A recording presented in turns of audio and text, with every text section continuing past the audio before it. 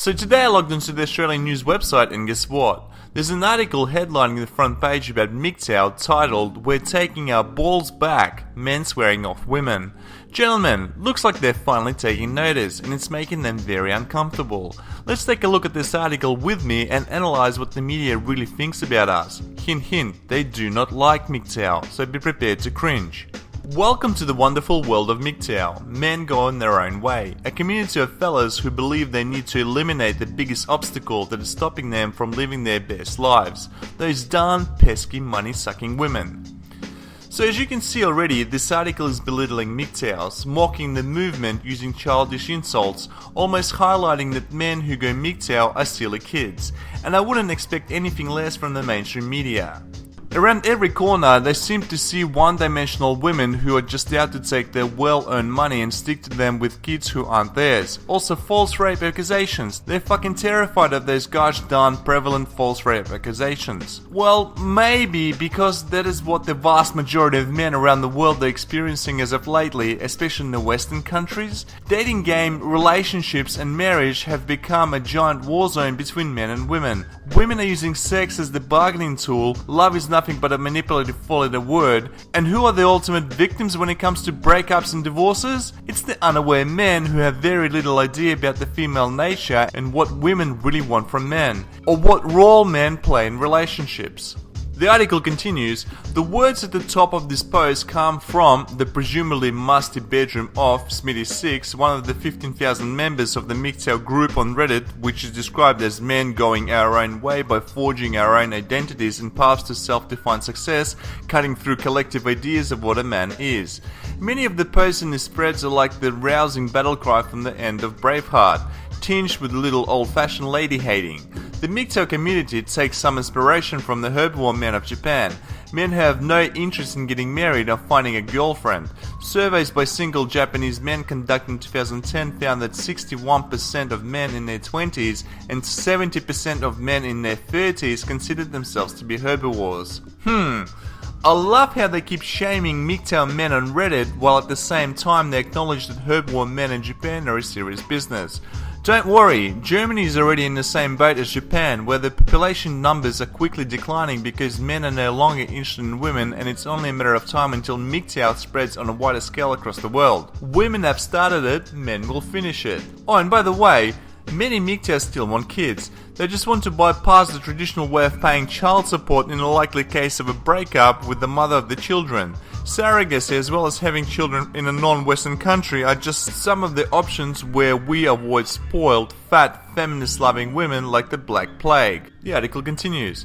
The MGTOW group repeatedly references pop culture when explaining their ideology. Fight Club gets a bit of airtime and they often refer to The Matrix, particularly the moment where Keanu Reeves' character Neo chooses to reject his blinkered blue pill life in favor of the awareness offered by the red pill. Speaking of which, if you want to go down another misogynistic rabbit hole, check out the red pill community. Actually, Fight Club and Matrix have always been two favorite films of mine. They made me question our way of life as we know it. I guess these movies trigger too many feminazi cunts because they hurt their pea-sized brains.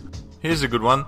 Charmingly, the MGTOW movement is a little bit like a video game. There are 4 different levels for members to achieve. Level 0, situational awareness. The member has taken the red pill and embraces the idea that gender equality is a lie and propaganda.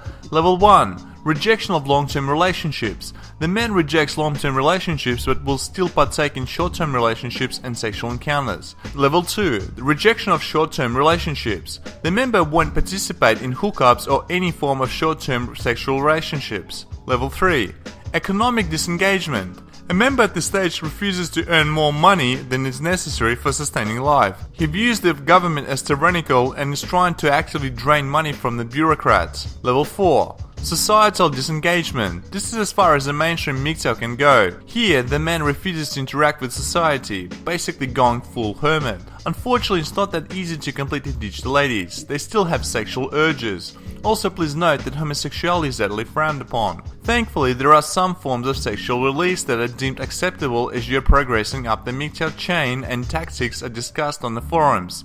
Some men prefer one-night stands, others rely solely on masturbation, and some routinely visit sex workers. The old saying goes, you don't pay for the sex, you pay for them to leave.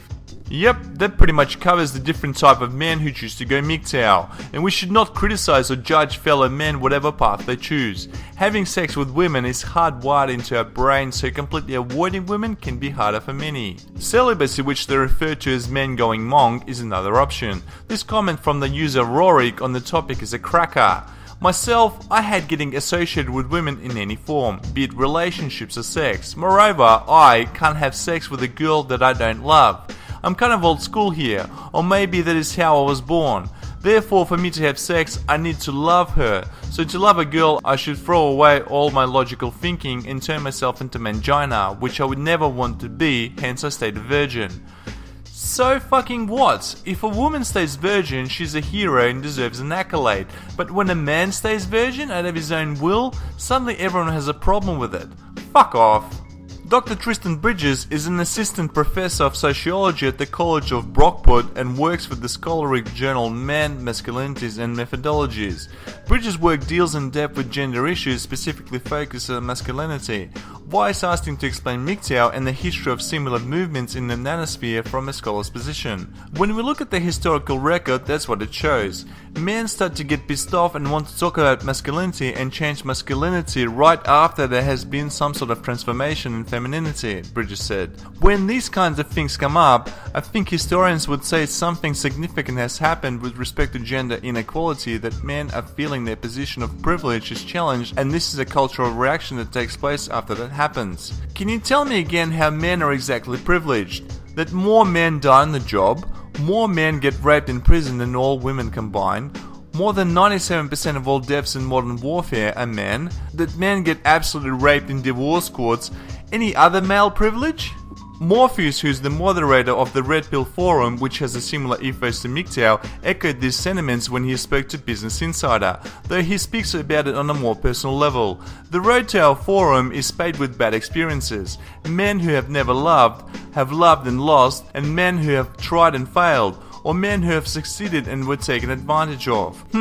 Well, that's exactly right. This is the majority of men who are MGTOW. Are they so bad that media has to invade and shove their nose into every crevice? Men simply don't become MGTOW overnight. In many cases, it took a number of bad experiences with women, feminist and gynocentric world we live in today to realize that men have been branded as second-class citizens. A female blogger named Alicia, who has written about the manosphere extensively, went on to tell Business Insider that she's tried to emphasize with some of these guys for a long time, because it's clear that many of them are suffering.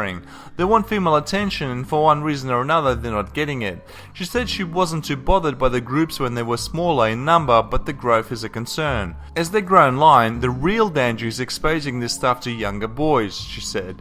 When you're 15, girls are weird and you're looking for answers. These sites claim to have them. 10% of my channel viewers are female, so clearly women are starting to take notice of MGTOW and are paying close attention.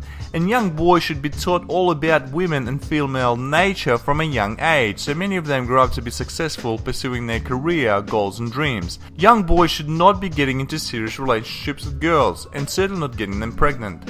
3 years ago, Sandman was starting out creating daily MGTOW videos, and MGTOW was largely unheard of.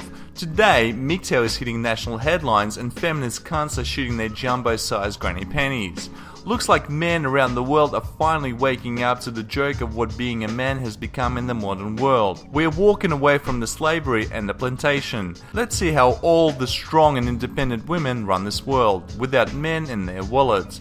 Maybe it's about time that the Western civilization turned to dust, and the only way to fix it is to let it all completely destroy itself. Japan and Germany, with the declining populations, are already showing us the way.